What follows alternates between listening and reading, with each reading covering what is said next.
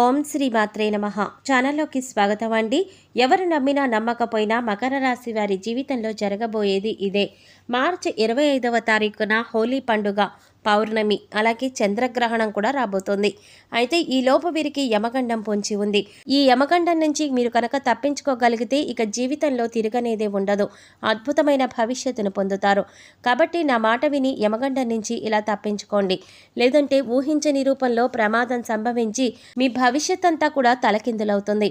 అయితే మార్చి 25వ తారీఖున పౌర్ణమిలోపు మకర రాశి వారికి యమగండం ఏ విధంగా పొంచి ఉంది, అలాగే ఈ సమయంలో మీరు జీవితంలో ఎటువంటి సంఘటనలు ఎదుర్కోబోతున్నారు, ముఖ్యంగా మీరు యమగండం నుంచి ఎలా తప్పించుకోవాలి, అలాగే ఈ రాశి వారికి యమగండం నుంచి తప్పించుకోవటం ద్వారా భవిష్యత్తులో పొందే ఫలితాలేంటి, అదేవిధంగా ఈ రాశివారు జీవితంలో అదృష్ట యోగాన్ని పొందటం కోసం చేయవలసిన దేవతారాధనతో పాటుగా పాటించవలసిన పరిహారాల గురించి ఈ వీడియోలో మనం వివరంగా తెలుసుకుందాం. కానీ అంతకంటే ముందుగా మీరు కనుక మన ఛానల్ ఇప్పటి వరకు సబ్స్క్రైబ్ చేసుకోకపోతే సబ్స్క్రైబ్ చేసుకొని పక్కనే వచ్చిన బెల్ ఐకాన్ నొక్కి ఆల్ సెలెక్ట్ చేసుకుంటే మేము ఇలాంటి వీడియోస్ అప్లోడ్ చేయగానే ముందుగా మీకు నోటిఫికేషన్ వస్తుంది. ఇక వివరాల్లోకి వెళ్ళిపోతే ఈ రాశివారు సుందరమైన స్వరూపంతో ఎప్పుడూ సంతోషంగా ఉల్లాసంగా బయటికి కనిపిస్తారు.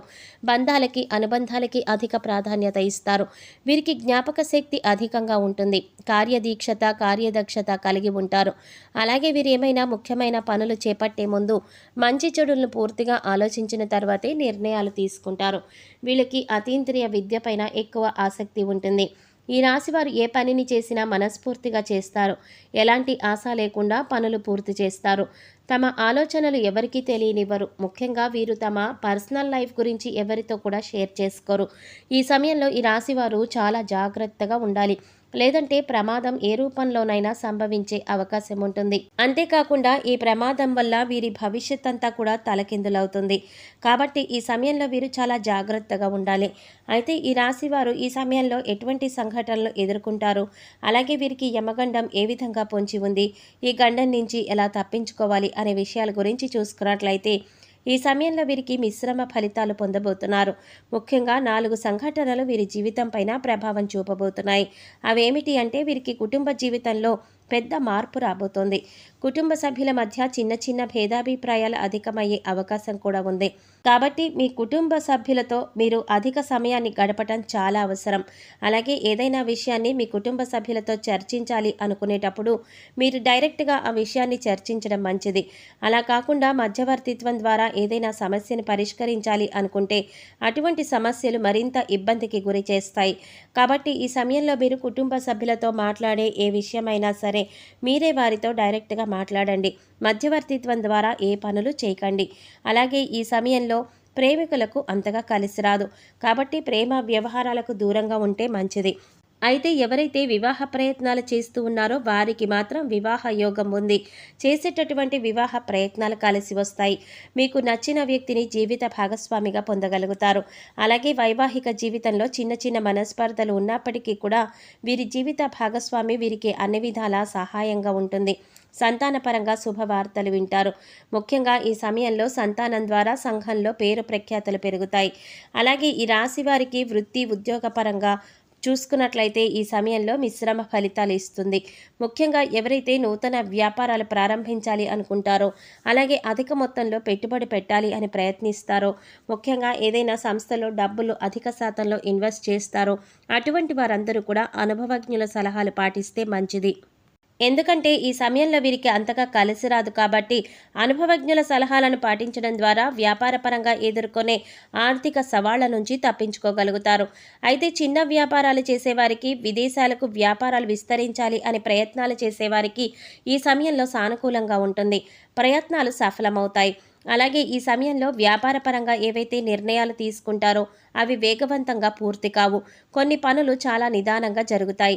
ఇక వీరికి వృత్తిపరంగా చూసుకున్నట్లయితే చేతి వృత్తుల వారికి శ్రమ అధికమవుతుంది. అయితే తగిన ఆదాయం అనేది లభిస్తుంది. అలాగే కార్మికులకు, వ్యవసాయదారులకు ఈ సమయం మిశ్రమ ఫలితాలను ఇస్తుంది. అలాగే ఈ రాశివారు ఉద్యోగపరంగా ఊహించని మార్పులు ఎదుర్కొంటారు. ఉద్యోగ జీవితంలో చిన్న చిన్న సవాళ్లు ఎదుర్కొంటారు. ముఖ్యంగా పై అధికారుల నుంచి ఒత్తిడి పెరగడంతో పనిభారం కూడా పెరుగుతుంది. అయితే సహ ఉద్యోగుల సహకారం లభిస్తుంది. అలాగే నూతన ఉద్యోగాల కోసం ప్రయత్నించే వారి ప్రయత్నాలు మందంగా కొనసాగుతాయి. అనేక ఇంటర్వ్యూలలో పాల్గొంటారు. కానీ ఆశించినటువంటి ఉద్యోగాన్ని పొందటంలో శ్రమ అధికంగా పడవలసి ఉంటుంది. కొన్ని సందర్భాలలో ఆశించిన ఉద్యోగాన్ని పొందలేక నిరుత్సాహపడతారు. అలాగే ప్రభుత్వ రంగంలో పనిచేస్తున్న వారికి స్థాన మార్పులు తప్పవు.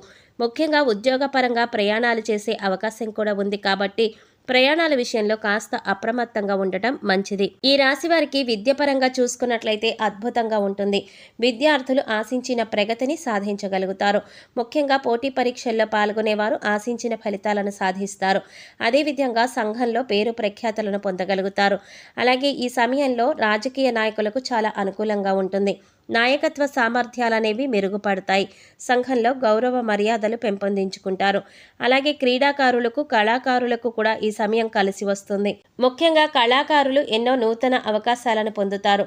అలాగే వీరు ఈ సమయంలో ఆర్థికంగా కొన్ని సవాళ్లను ఎదుర్కొంటారు. ఆదాయం కన్నా ఖర్చు అధికమవుతుంది. కాబట్టి ఖర్చు విషయంలో కాస్త జాగ్రత్తగా ఉండాలి. ముఖ్యంగా దీర్ఘకాలిక ఆదాయ మార్గాల వల్ల ఆస్తి నష్టం వాటిల్లే అవకాశం ఉంది. కాబట్టి ఏదైనా సంస్థలో ఇన్వెస్ట్మెంట్ చేయాలి అనే ఆలోచన ఉంటే ఈ సమయంలో విరమించుకోవటం మంచిది. అలాగే ఈ సమయంలో మీరు డబ్బులను ఎవరికి అప్పుగా ఇవ్వడం కానీ తీసుకోవటం కానీ చేయకూడదు. ఇక ఆరోగ్యపరంగా చూసుకున్నట్లయితే తగిన జాగ్రత్తలు తీసుకోవాలి. ముఖ్యంగా దీర్ఘకాలిక అనారోగ్య సమస్యల వల్ల ఇబ్బంది పడే అవకాశం ఉంది కాబట్టి ఆరోగ్యం విషయంలో అప్రమత్తంగా ఉండాలి. ప్రతిరోజు వ్యాయామం చేయటం, పౌష్టికాహారాన్ని తీసుకోవటం వంటి పనులు చేయాలి. ముఖ్యంగా ఈ సమయంలో వీరికి యమగండం అనేది ఏ రూపంలోనైనా పొంచి ఉండవచ్చు. కాబట్టి చాలా అప్రమత్తంగా ఉండాలి. ముఖ్యంగా దూర ప్రయాణాల విషయంలో తగిన జాగ్రత్తలు తీసుకోవాలి. అలాగే ఈ రాశివారు ఈ గండం నుంచి తప్పించుకుంటే భవిష్యత్తులో ఎటువంటి ఫలితాలను పొందుతారు అనే విషయం గురించి చూసుకున్నట్లయితే వీరికి భవిష్యత్తు అద్భుతంగా ఉంటుంది. చేపట్టిందల్లా బంగారం అవుతుంది. వృత్తి, ఉద్యోగ, వ్యాపారాలు అభివృద్ధి చెందుతాయి. ఆర్థికంగా బలపడతారు. ఆరోగ్య పరిస్థితులు మెరుగుపడతాయి. ఇక వీరికి జీవితంలో తిరగనేదే ఉండదు. అన్నింటా విజయాన్ని పొందుతారు. మకర రాశి వారు అదృష్ట యోగాన్ని పొందటం కోసం చేయవలసిన దేవతారాధన గురించి చూసుకున్నట్లయితే వీరు ప్రతినిత్యం శివారాధన చేయాలి.